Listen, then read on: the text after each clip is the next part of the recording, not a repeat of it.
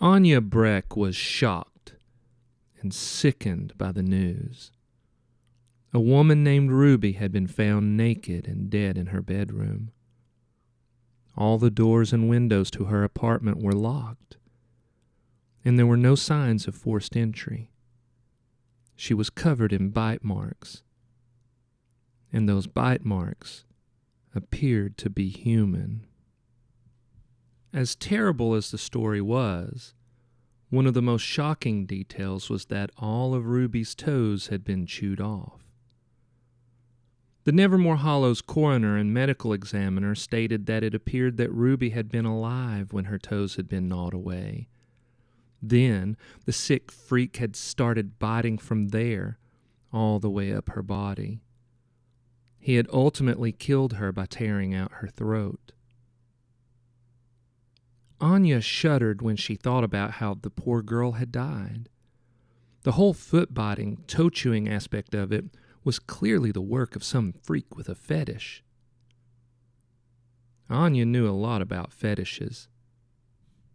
6 months ago, she had dropped out of college and was wondering how to make a lot of money without doing any real work when she stumbled upon a TikTok where a very attractive influencer was bragging about how much she made as a foot fetish model. The influencer was making $10,000 a month by holding paid private online video sessions with men who had a fetish for feet. Anya had already considered creating an account with one of the many sites where women showed their bodies for money, but she had found that the market was too saturated. It seemed like every attractive woman in the world had a site like that nowadays. She would be just another hot woman flaunting her body for money. Then, she remembered that one of her college professors had told her that the best way to succeed in business was to find a niche and fill it. So, she looked deeper into foot fetish modeling. Her research proved to her that the market was not nearly as saturated as all those other sites. So, she gave it a shot. Most of the men who visited her site paid her just to look at her feet. Some wanted her to massage them with oil. Some wanted her to try on different kinds of shoes. Most wanted her to talk dirty while she did these things. But sometimes it got weird. Like that one really weird guy who wanted her to put a cast on her leg and paint her toenails. She rarely turned down what they asked her to do, and she'd been wildly successful. In the past 3 months, she'd made nearly $60,000. Easy money. She knew her mom and dad would freak out if they knew what she was doing. They were old-school business owners who had carved out a good living by applying talent and targeted effort to their passion to serve. But come on, nobody wants to work that hard anymore, especially when there are ways to make money that take hardly any effort at all. Besides, it wasn't like she was showing her whole body to strange men, only her feet. Why work so hard when you can literally be paid to work from home and be kinky? Easy money.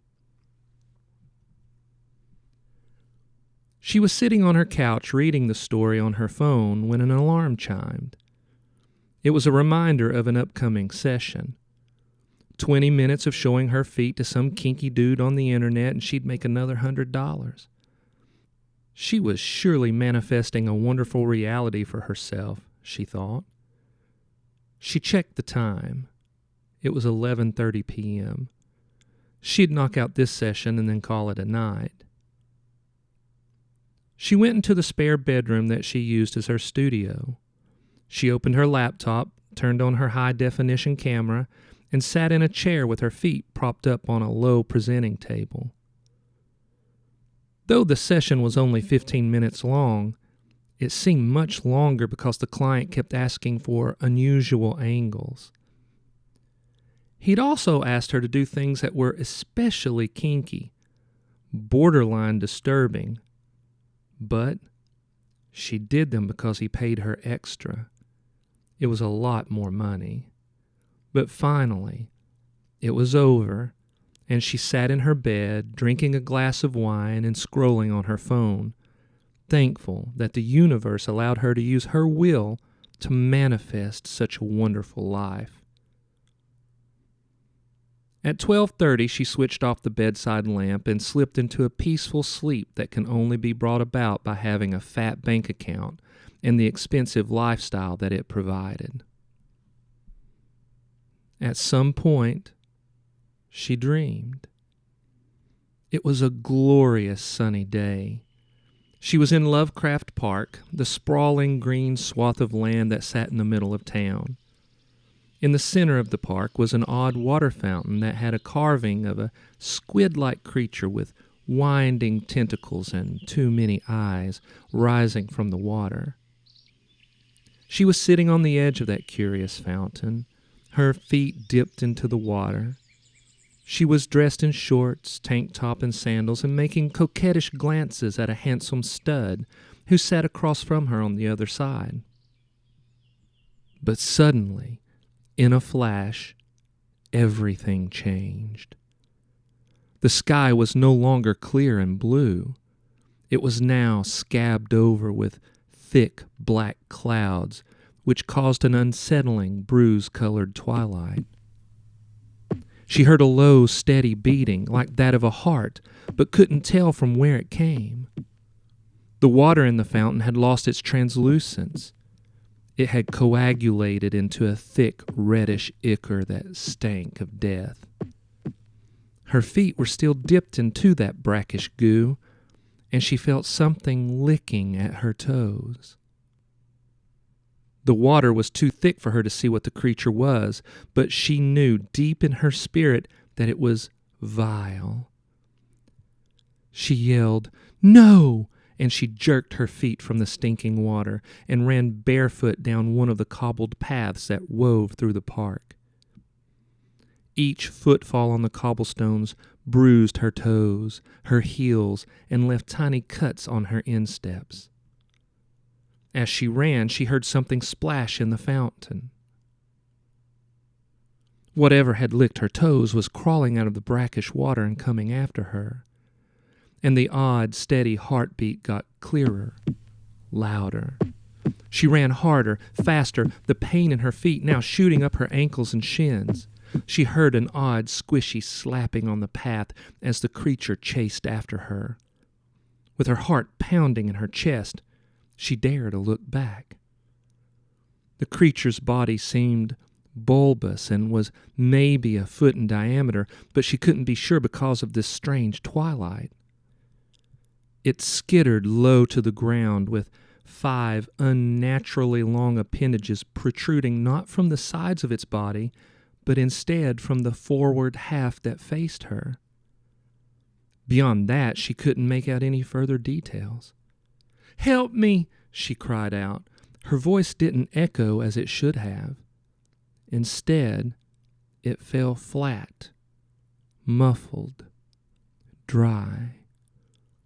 She glanced wildly around, looking for some kind of shelter, and realized that she was no longer in the park. She was now running down one of the streets in Nevermore Hollows. To her right and her left were various small shops. There was a bakery, a bookstore, and a tattoo parlor, but they were all in a state of decay. Their windows were cracked and broken and covered in a thick film of dust. At the end of the street there were 2 stand-alone buildings. One was a church, and the other was Wilkes' spa, her favorite place to receive expensive pampering. Both these buildings were also in states of disrepair, though much less so than the others. Both had the faint glow of light painting their cracked windows. From the church, the glow emanated through stained glass that cast hopeful kaleidoscopic colors onto the cobblestones. The light that emanated from the spa's cracked windows reminded her of the comforting glow of the ring light she used in her home studio to best highlight her lovely feet and set the mood for her clients. Instinctively, she ran to the spa, hoping to find someone there she could relate to who could help her. She ran under the tattered awning and tripped over a loose cobblestone. She felt the crunch of bone as two of her toes were broken into unnatural angles. She cried out in pain. Tears ran down her face. She felt the thing getting closer behind her, heard it mumbling something that she couldn't quite understand. She snatched the door handle with a shaky hand and pulled. The door resisted. She heard the thing behind her, its wet, slimy appendages slapping louder, closer.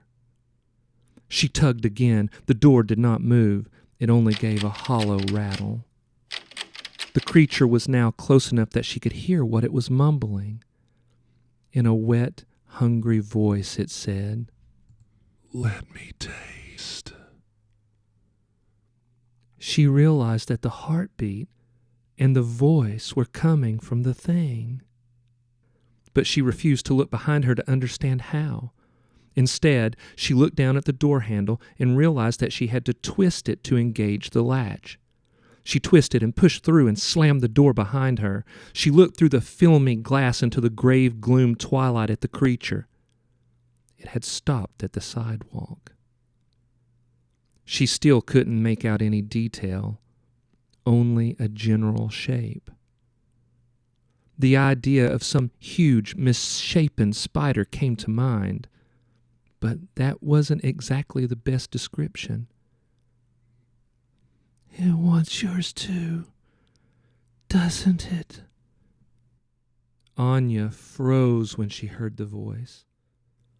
It was that of a woman, and while she had desperately hoped to find someone inside the spa who could help, the quality of this voice was raspy, choked, as if her throat were desert dry and her tongue was bloated by death. Anya slowly turned. Her whole body was shaking. The woman sat at a vanity, the ring light casting a spectral glow onto her face. She had once been beautiful, but now deep black rot darkened her once milky white skin. Her feet were propped up on a low pedicure stool. Her toes had been chewed off, and angry bruises in the shape of bite marks mottled her feet and calves and thighs, and her throat had been gnawed open. It was Ruby, the woman from the news story Anya had read earlier in the night. There had been a picture of her from when she'd been alive. She looked nothing like that picture now.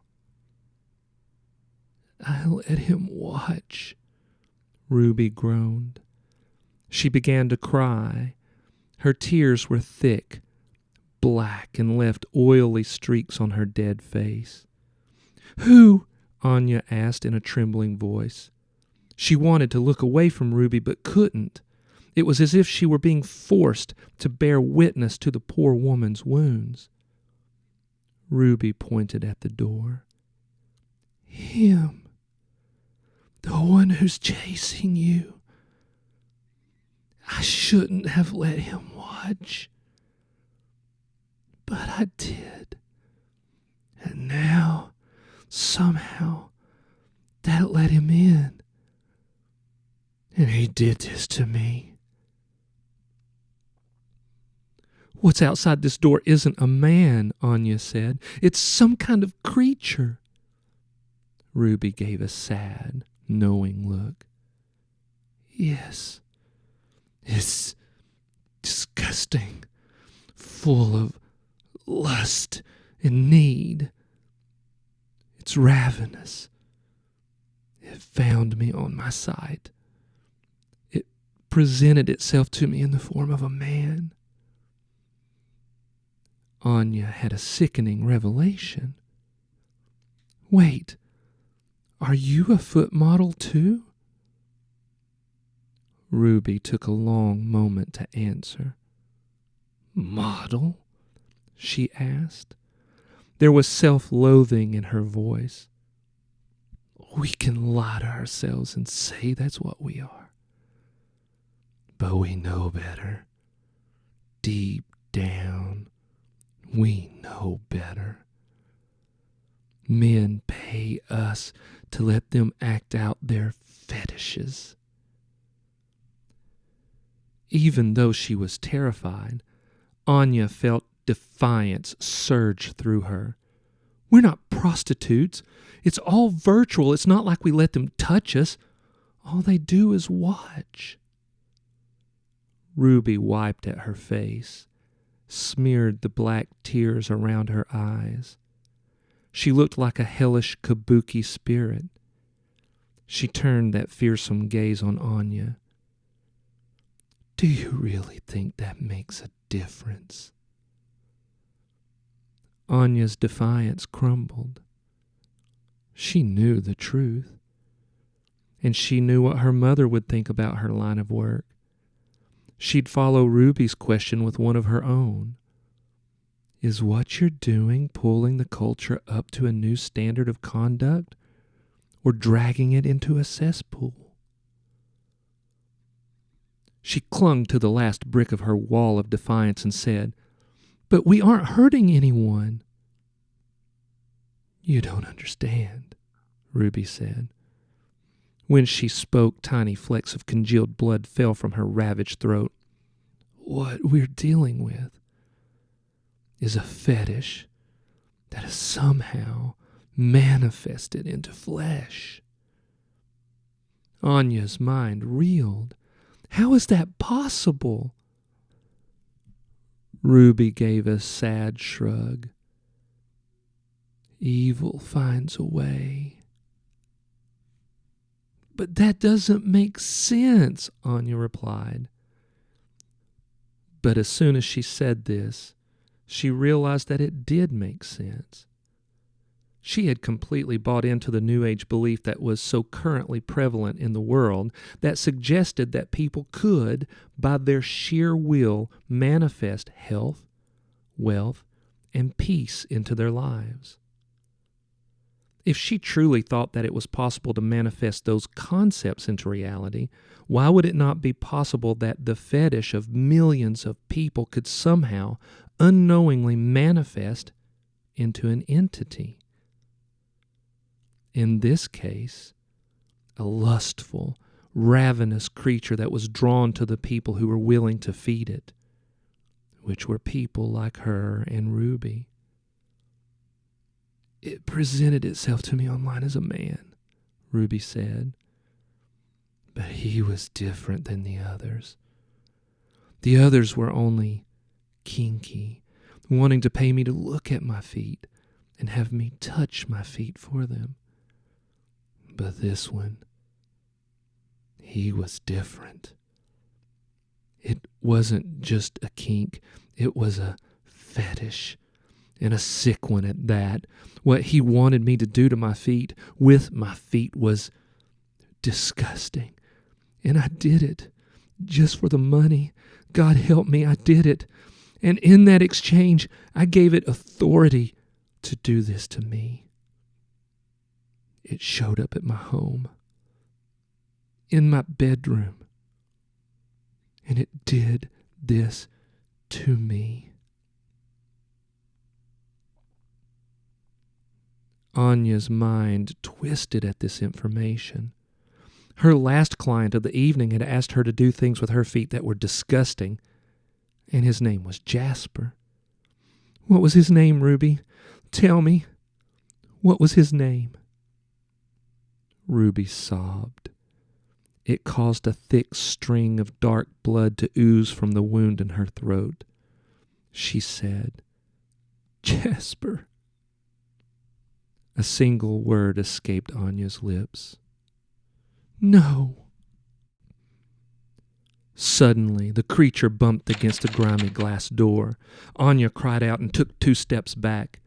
She still couldn't see any details of the creature, only that it was slowly caressing the tips of 2 of its legs, if that's what they really were, against the dirty glass. Somehow, the way that it fondled the glass seemed pornographic. "Tell me, Ruby, is there any way that I can save myself?" Ruby shook her head. "No, you're doomed." Behind Anya, the creature slammed against the door, rattling in its frame. Glass shattered, and she screamed and jerked awake in her bed. Her heart pounded so hard that her chest ached. Her ears were ringing. She was short of breath and covered in a sweaty film. Yet she was cold and shivering. After a moment, she realized that she was at home in her bed. She lay there in the dark, her mind reeling, trying to force the images from her mind. After what seemed like an eternity, she gained enough control of herself to move to switch on the bedside lamp. But she found that she was only able to move her head and wriggle her toes. Otherwise, she was paralyzed. "I'm still having the nightmare," she thought. "Please, oh please, let me still be in the middle of a nightmare." But she couldn't lie to herself. She knew she was awake. This was real. And she began to cry because she knew that what was to come would be more horrific, more terrible than any nightmare could ever be. In the hopes that she could quickly manifest a new reality for herself, she began to chant, "Please, no, please, no, please, no." The only light in the room came from a ray of moonlight that fell through the curtains and landed at the foot of the bed.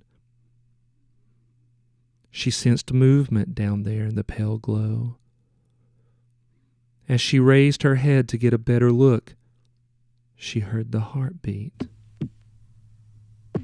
4 abnormally long fingers and a thumb rose into the moonlight. Each one was easily 36 inches in length and as thick as snakes. Then they curled onto the blanket and slowly pulled it from her and onto the floor. Anya sobbed, "Please, no. Please, no. Please, no." The creature used its fingers to pull itself onto the bed. Instead of being attached to a palm, they protruded from a fat, black human heart.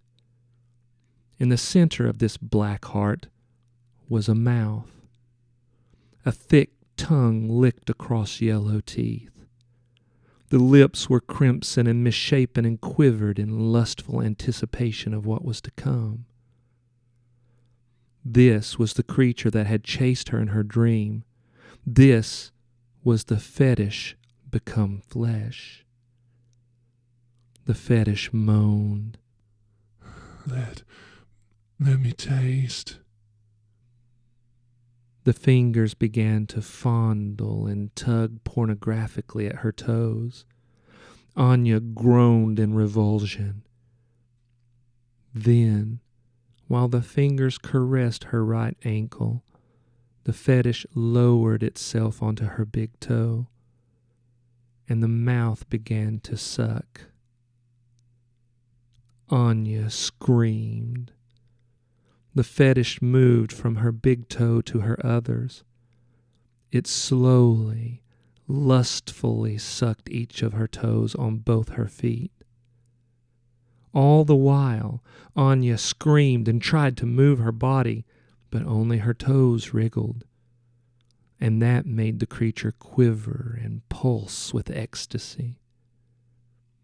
After the fetish had licked every toe on her left foot, it returned to the toes on her right foot and began to gnaw at them.